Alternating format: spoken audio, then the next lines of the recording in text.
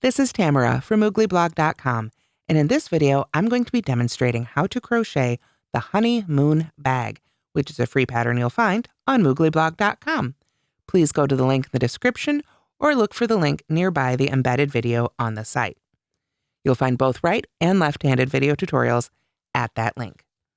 To make this pattern, you'll need a USJ 6mm crochet hook and 255 yards of Bernat Suede-ish. That would be 2 balls in your choice of colors.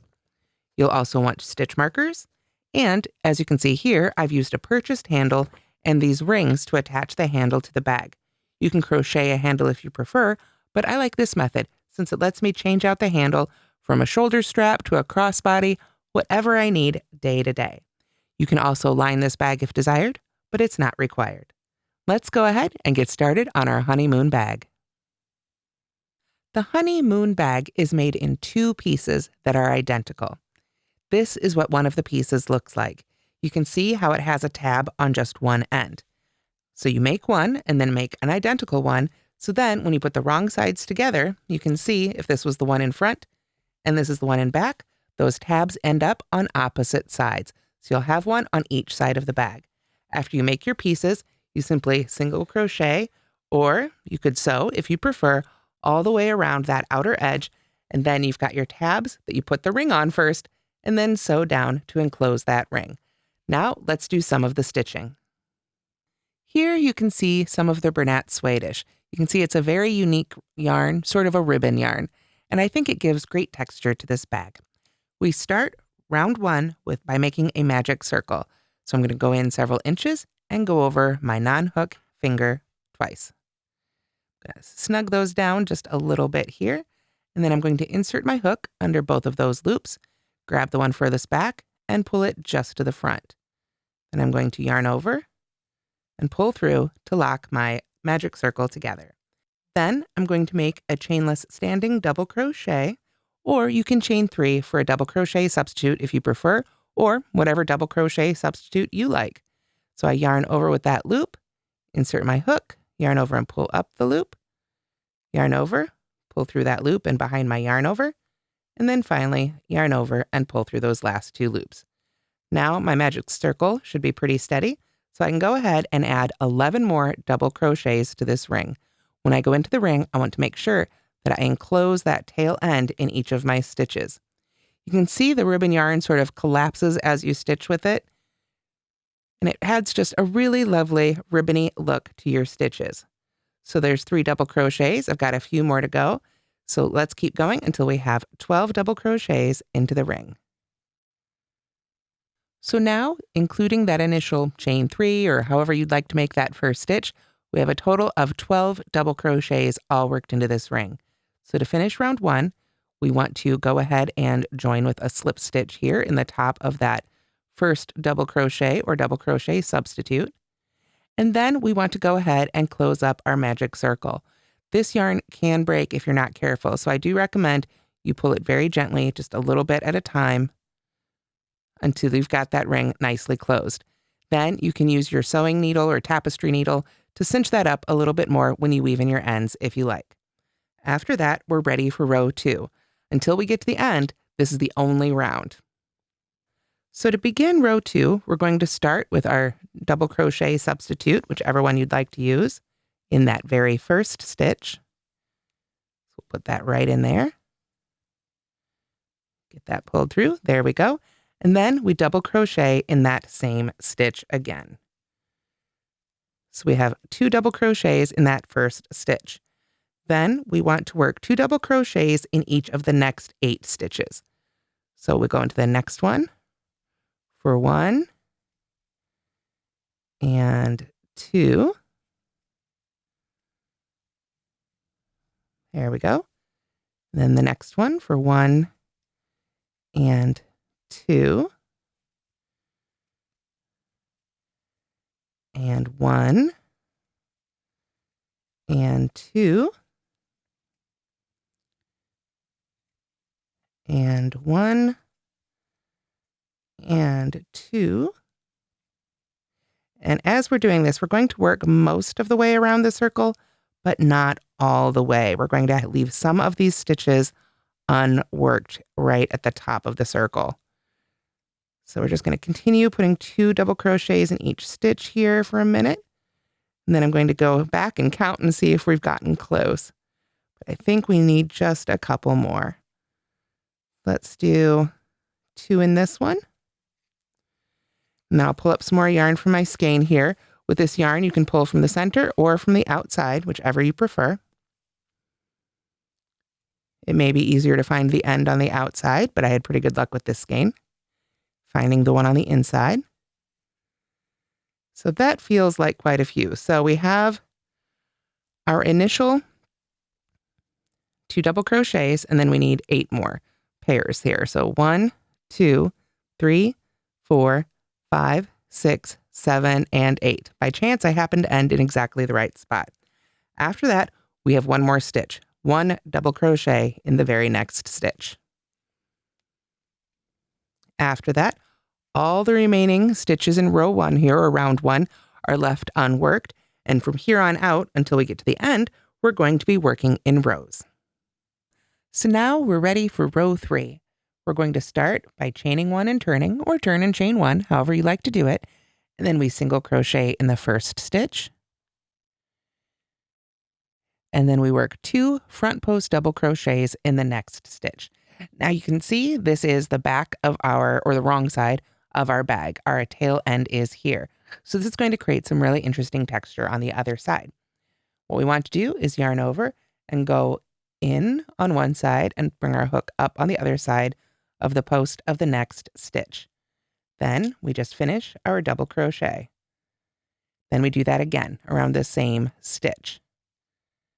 Pull our loop around the post and finish our double crochet. Then we single crochet in the next stitch. So we want to make sure that we don't work into the top of the stitch we just made our front post double crochets around, but that we go to the next stitch to single crochet. And that's our repeat. 2 front post double crochets around the next stitch. 1, 2. Then make sure you skip that stitch, or skip the top of it rather, that you just worked around. Go to the next stitch and single crochet. Continue that all the way across, ending with a single crochet in the very last stitch. So this is what your bag should look like at the end of row 3. Again, this is the wrong side. We can tell that our tail is right there. So you can see it creates a really neat ridge of texture right there from the front. So for row 4, we're going to turn and start again with our double crochet substitute right in that very first stitch. There we are. This yarn is ribbony, but also somehow kind of slick. So you do have to take a little bit of time with it, but I just love the finished result. Then we're going to double crochet in the next 4 stitches. So there's 1, 2, 3, and 4. There we go. So essentially we've double crocheted in the first 5 stitches. Then we're going to begin the repeat that takes us all the way across until just 2 stitches remain. Our repeat goes like this. 2 double crochets in the next stitch. 1 and 2. Then double crochet in the next 2 stitches. 1 in the first one and 1 in the second one. Let's do that repeat once more.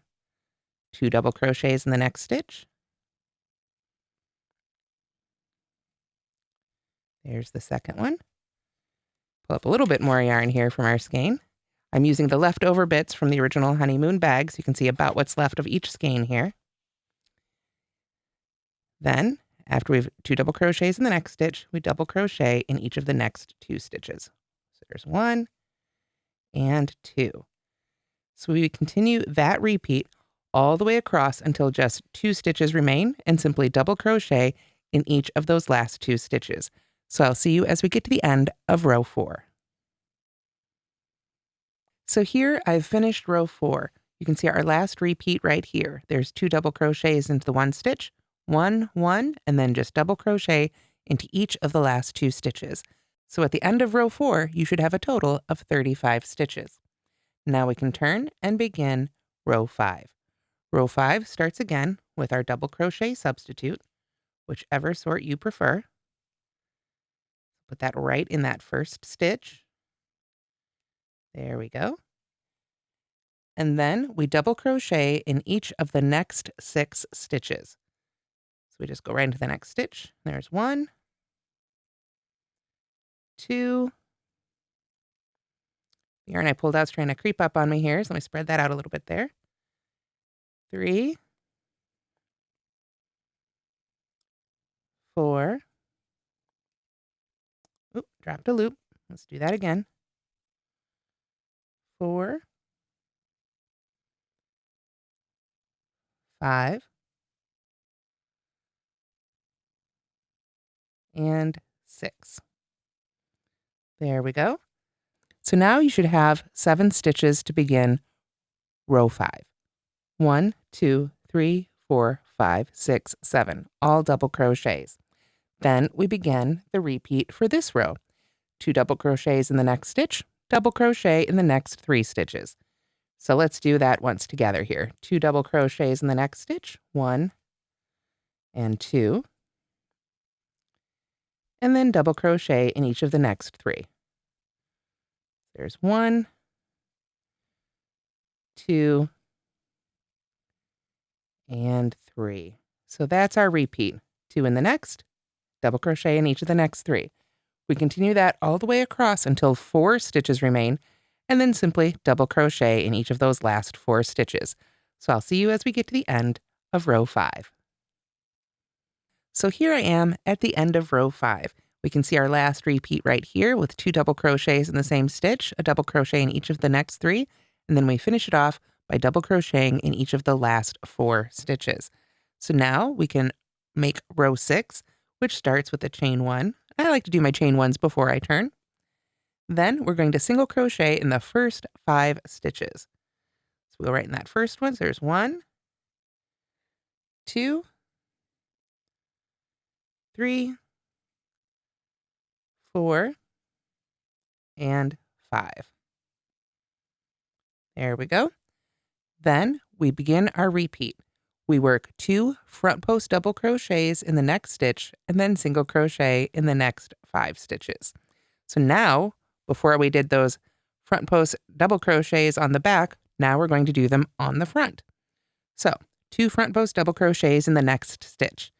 We yarn over, we find the post of the next stitch, insert our hook from the front, bring it up from behind, yarn over, pull that loop up and around, yarn over, pull through 2, and yarn over and pull through 2. Then we just go right underneath that one for our second one, just as we did before. Finish that one up. And then again, we want to make sure that we skip the stitch behind, or rather the top of the stitch that we post stitched around, and then we single crochet in the next 5 stitches. So there's 1, 2, 3, 4. I'm going to have to pull up some more yarn here in a second. And 5. That is our repeat for this round. So let's pull up some more yarn here. And this we can repeat all the way to the end. We don't have to have any extra stitches at the end of this one. It's 2 front post double crochets around the next stitch, single crochet in the next 5 stitches all the way to the end. So let's do that repeat one more time together. Front post double crochet right around the next stitch. Another front post double crochet right around that same stitch. And just go right underneath. And then make sure you're skipping the top of that stitch and single crochet in each of the next 5 stitches. So there's 2, 3, 4, and 5. Oop, try to keep that yarn straight there. There we go. So we're just going to repeat that all the way across until we get to the end of row 6. So here we are, all finished with row 6. We should have a total of 47 stitches, and we're all set for row 7. We're going to start with a chain 1, and again, single crochet in those first 5 stitches. So there's 1, 2,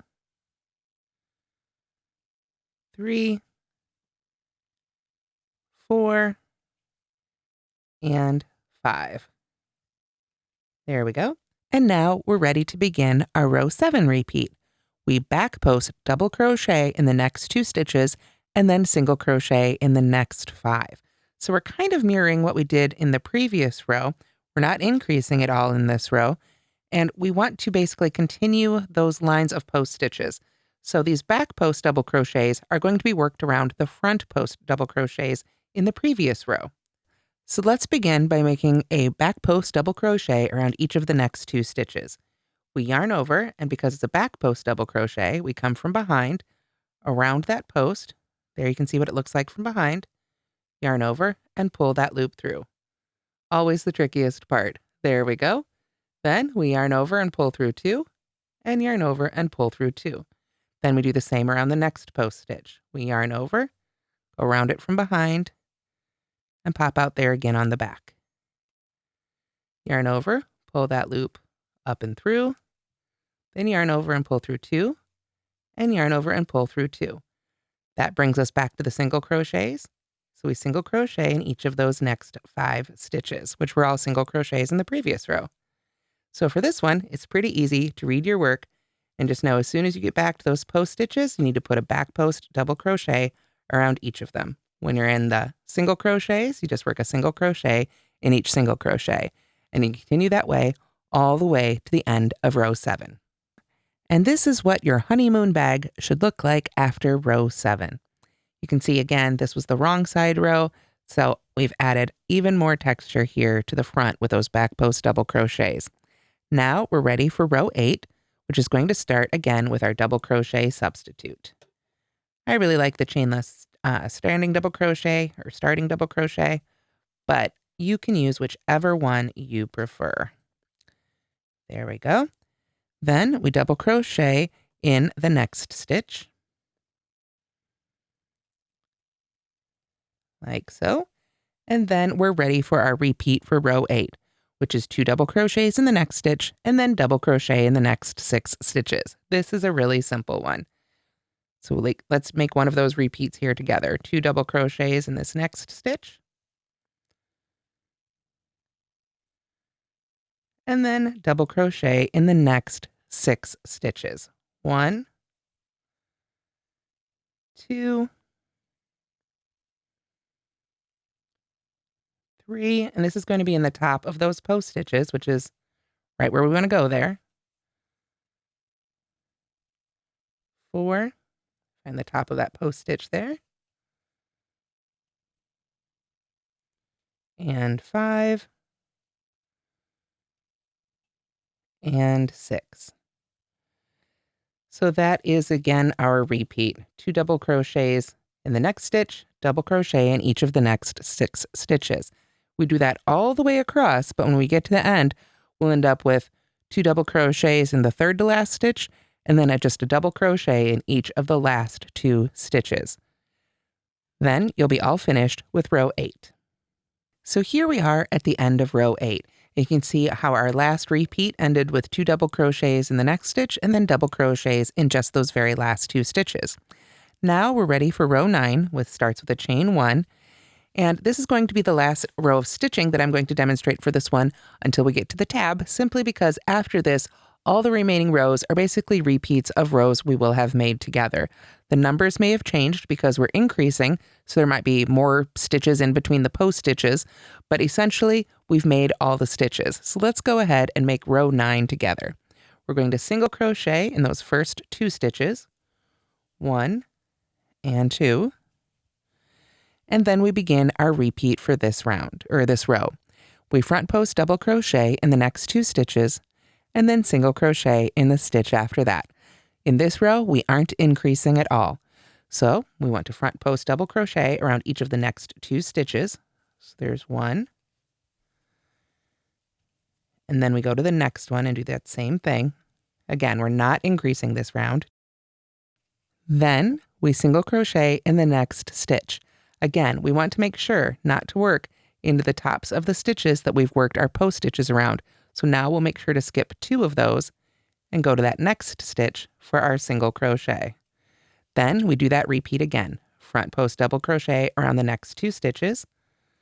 So there's 1, and then go to the next for 1.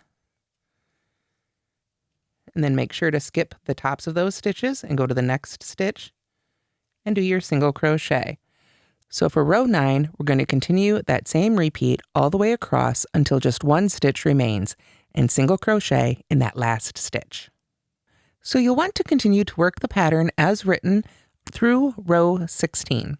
Then, when it's time for row 17, it's actually going to be round 17, and this is where we're going to build up those tabs. We start by chaining 8. 1, 2, 3, 4, 5, 6, straighten that yarn out there, 7, and 8. Then we're going to skip the chain closest to the hook. We're going to turn. We're going to be on the wrong side for this one here. We're going to skip the chain closest to the hook and single crochet in the remaining 7 chains. So I like to do that into the underneath hump sort of that chain, not the top 2 loops, but you can do it however you like. So we just put a single crochet in each of those chains there, working our way right back down. This is, as I say, where we're building up those tabs that will hold the rings or the handle, however you'd like to go ahead and finish your own honeymoon bag. The honeymoon bag got its name from the crescent shape, but also from the colorway I chose, which was the Honeycomb colorway. So really, this bag could be any color you like, of course. I just thought that was a fun play on the shape plus the colorway. So I'm working my way down this little chain here. I'm going to single crochet in that last one and make sure I've got 7. I didn't count wrong here. We've got 1, 2, 3, 4, 5, 6, 7. And then we can continue crocheting right along our bag. So for the repeat for this one, we single crochet in the next 15 stitches and then half double crochet in the next 12, double crochet in the next 51, half double crochet in the next 12, and finally single crochet in the last 15 stitches. That will bring you all the way to this side. The reason this one is a round is because when we get to this end, we don't stop and turn. We chain 2, and then you'll single crochet evenly across all the ends of the rows here. Now, as a rule of thumb, I like to put 2 single crochets in the side of each double crochet row and 1 single crochet in the side of each single crochet row, just to help deal with the height. But the actual stitch number here across the top does not matter at all.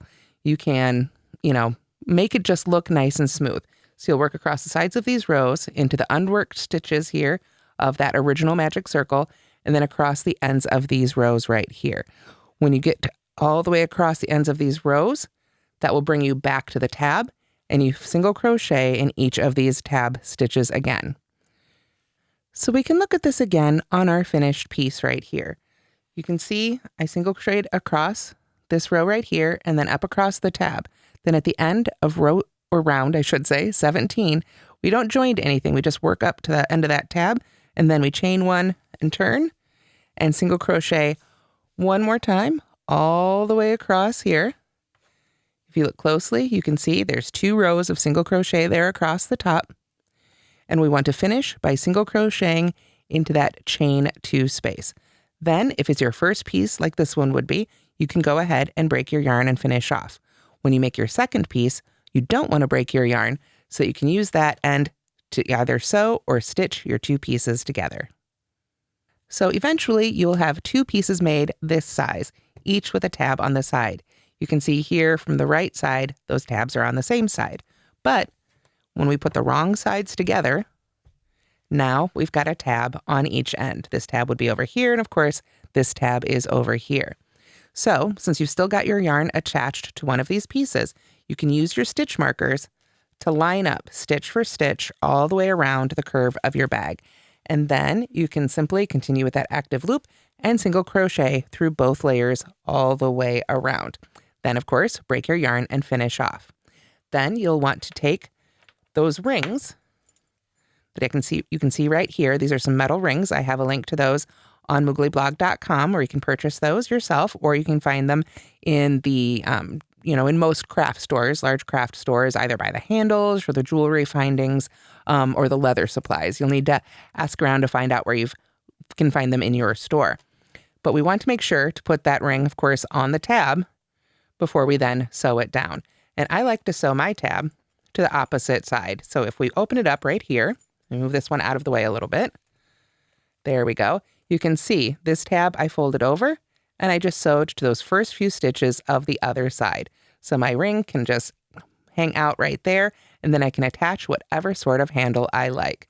Here I've actually got, let's see, this is the wrong side, but they're pretty reversible. And this is the right side. You can see those stitches, those single crochet stitches, just all the way around to connect the two pieces. And then you'll have your finished honeymoon bag. And that's how to crochet the honeymoon bag. Once again, that's a free pattern you'll find on mooglyblog.com.